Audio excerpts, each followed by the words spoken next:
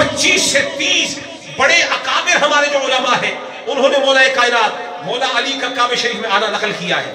امام عبد القاہر جرجانی رحمت اللہ تعالی علیہ یہ ہمارے عقیدے کے بڑے ائمہ میں سے اہل سنت کے عقیدے کی کتابیں انہوں نے لکھی اور ان کی کتاب کا نام ہے درج الدرر. کیا نام ہے؟ کیا نام ہے؟ کسی سے پوچھ لیں، یہ جتنے منکر ہیں نا مولا علی کے کعبے میں ولادت کے، ان سے پوچھے عبد القاہر جرجانی کا مقام کیا ہے. اور ان کا سال وفات ہے 471 ہجری سے 471 سال بعد. وہ جو بات میں نے کہی نسل بعد نسل، ہر نسل میں تو 3ویں صدی کا حوالہ میں نے دے دیا، 5ویں کا حوالہ میں نے دے دیا. اب یہ بھی 5ویں صدی کا حوالہ ہے، 471 5ویں صدی کا حوالہ چل رہا ہے. درج الدرر میں امام عبد القادر قاہر جرجانی وہ یہ فرماتے ان فاطمۃ الکبریٰ وضعت علی فی جوف الکعبہ، وہ یہ کہتے ہیں کہ علی کی ماں فاطمۃ الزہرا نے مولا علی کا میلاد کعبے میں کیا ہے. مولا علی کا میلاد کعبے میں ہوا ہے. اور پھر امام ابو الحسن حروی 611 ہجری، کتنی؟ یہ آپ نے سال یاد رکھنے، ایک حوالہ 275 والا، ایک 405 والا، ایک 471 والا، اور اب یہ حوالہ ہے 611 والا. امام ابو الحسن حروی رحمت اللہ تعالی علیہ الاشارات فی معرفت الزیارات اس کے اندر ارشاد فرماتے ہیں وبالکعبۃ مولد علی ابن ابی طالب، مولا علی کا مولد کعبہ شریف ہے. مولا علی کا مولد کہاں ہے؟ کہاں ہے؟ اب میں آپ کو تیزی سے سفر کرواتا ہوں تاکہ آپ تھک نہ جائیں، آپ نے قوالی بھی سن لی. کمال الدین ابو سالم نصیبی شافعی رحمت اللہ تعالی علیہ 652 ہجری، انہوں نے مطالب السعود اس کتاب کے اندر لکھا کہ ولدا بالکعبۃ البیت الحرام، کہ مولا علی کعبہ بیت حرام کے اندر پیدا ہوئے. ابن صباغ مالکی رحمت اللہ تعالی علیہ 855 ہجری وہ یہ فرماتے ہیں مولا علی کعبے میں آئے.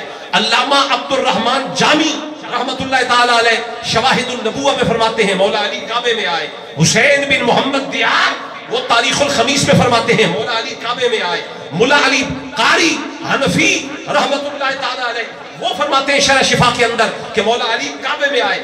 شاہ ولی اللہ محدث دہلوی جن کو وہ بھی مانتے ہیں، جنہیں ہم بھی مانتے ہیں، جنہیں اہل حدیث بھی مانتے ہیں، دیوبندی بھی مانتے ہیں، وہ ازالت الخفا میں لکھتے ہیں کہ مولا علی کعبے میں آئے ہیں.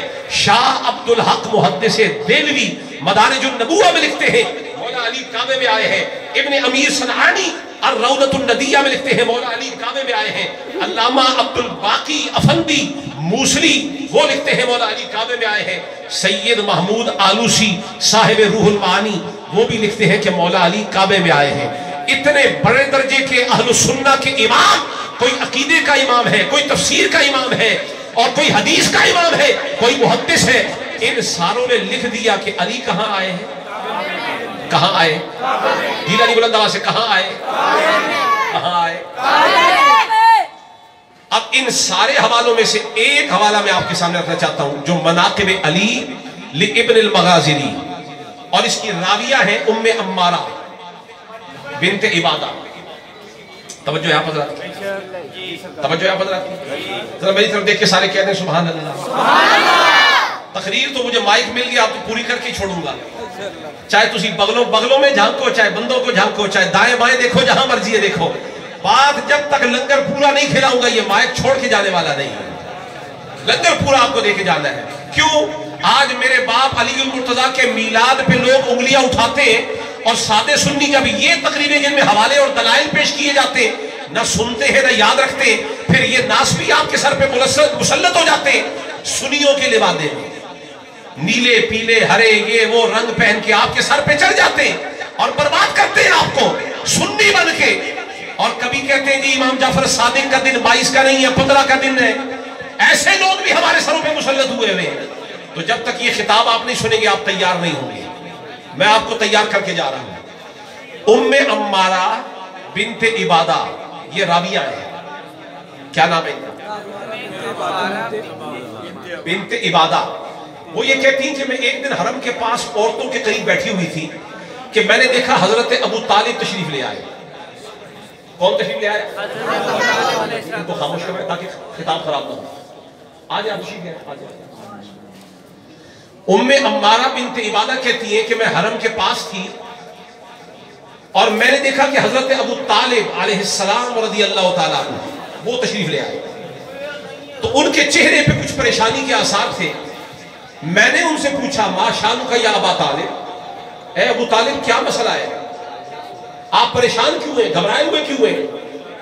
तो हजरत अबू तालिब ने फरमाया कि इन फातिमा बिन्त असद फी शिद्दतिल मखार, मेरी जो ज़ौजा है ना फातिमा बिन्त असद, वो इस वक्त दर्द ज़ेह में है, ज़चकी का जो दर्द होता है उसकी शिद्दत में है।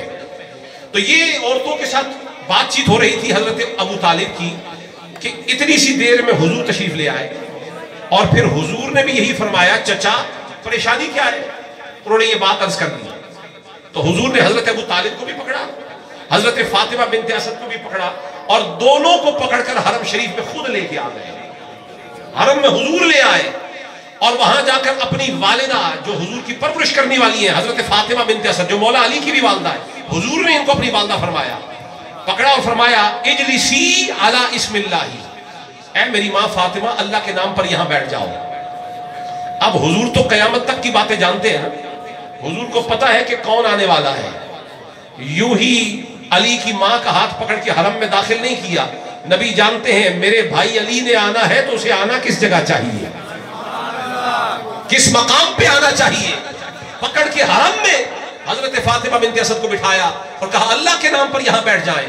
और राविया कहती हैं कि फतुलक़त तलक़तन, कुछ देर गुजरी, कुछ देर के बाद उनको दर्द का झटका महसूस हुआ तो फवलदत गुलामन मसरूरन नज़ीफा, हजरत फातिमा बिन्त असद ने एक पाकीज़ा लड़के को जन्म दिया जिनकी नाफ पहले से कटी हुई थी। और कहती है हुस्न का आलम यह था लम अरा का हुस्न वजही, कहती है ऐसा हसीन बच्चा पैदा हुआ जैसा आज से पहले हमने कभी देखा ही नहीं।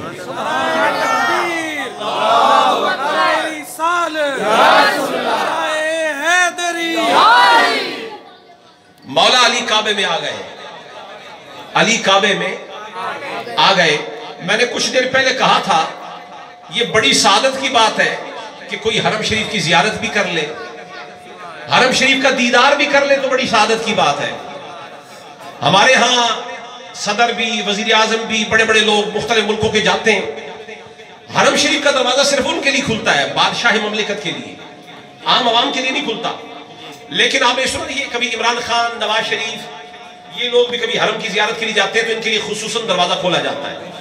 तो जब ये हुकूमत इनकी खत्म भी हो जाए तो किसी ऐसे हुक्मरान से आपकी बाद में मुलाकात हुई हो तो वो ये फख्र से कहते हैं कि इतना नाज हमें हुकूमत पर नहीं है जितना नाज इस बात पर है कि कभी हमारे लिए काबे का दरवाजा खुला था।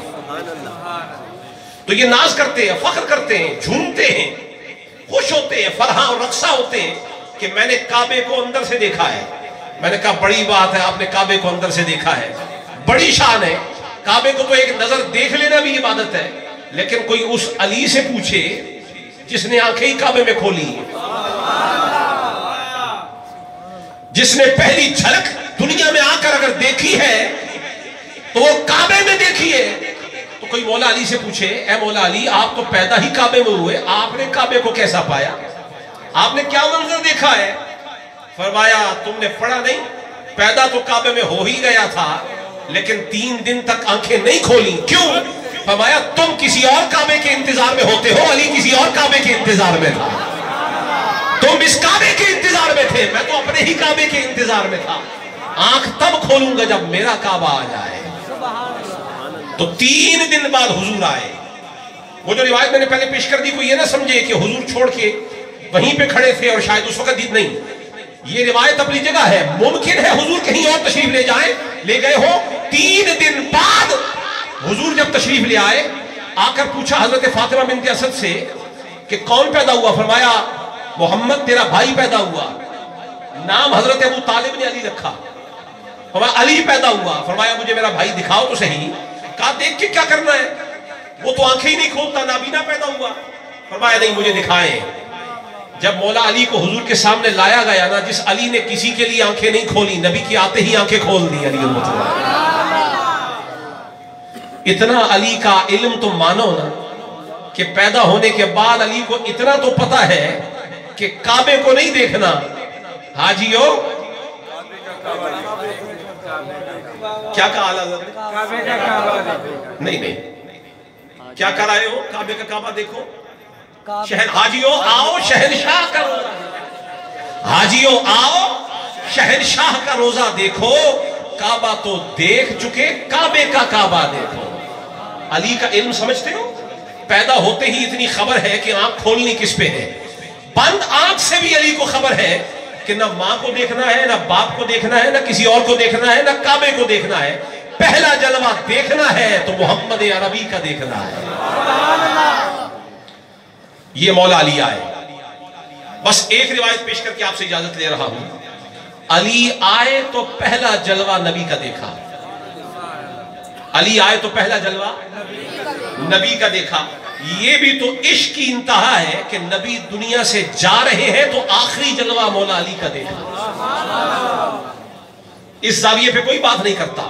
اور یہ روایت میں آپ کے سامنے جو رکھ رہا ہوں اسے ابن عساکر نے نقل کیا، اور اسے تاریخ مدینہ دمشق کے اندر ابن عساکر کے علاوہ خطیب بغدادی نے تاریخ بغداد میں نقل کیا، اور کنز العمال میں ہے، امام حاکم نے مستدرک میں نقل کیا، امام ذہبی نے میزان الاعتدال میں نقل کیا. اور راویہ اس کی حضرت عائشہ صدیقہ ہے. وہ یہ کہتی ہیں کہ قال رسول اللہ صلی اللہ علیہ وسلم وہو فی بیتہا، حضور نے فرمایا جب حضور میرے گھر میں تھے.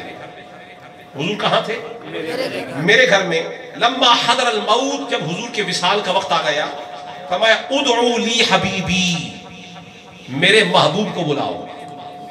تو حضرت عائشہ فرماتی ہیں کہ فدعوت لہو ابا بکر، جب حضور نے فرمایا نا میرے حبیب کو بلاؤ تو میں نے حضرت ابو بکر صدیق کو بلایا.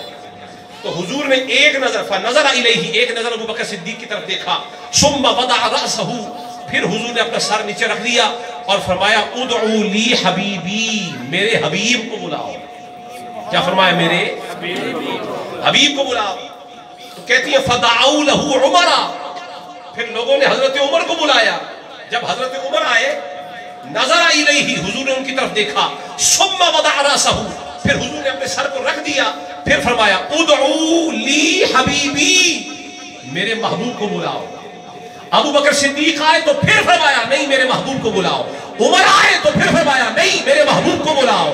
تو یہاں حضرت عائشہ صدیقہ فرماتی ہیں کہ میں نے کہا ویلکم ادعو لہ علی ابن ابی طالب، لوگوں نبی کسی اور کو نہیں بلا رہے، نبی اپنے بھائی علی کو بلا رہے ہیں. علی کو بلاؤ حضور کے لیے.